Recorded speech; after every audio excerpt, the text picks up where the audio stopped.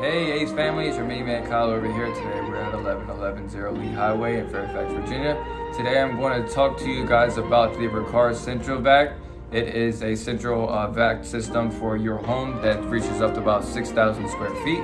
And let's get into it. I'm going to tell you guys a little bit about it, so let's do it. So just to get into it, this is a central vac. It does have a 5-gallon tank. It does have your silencer on the top, so it's not a super loud vacuum like all of your other vacuums.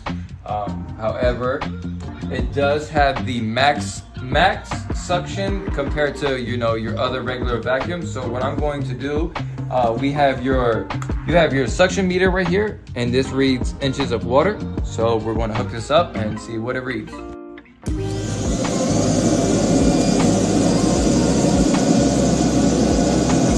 So guys, that is reading about 100 inches of water. Guys, that is crazy suction. I mean crazy. If you compare this to a regular canister vacuum, regular canister vacuums are only reaching about 40 to 60 inches of water.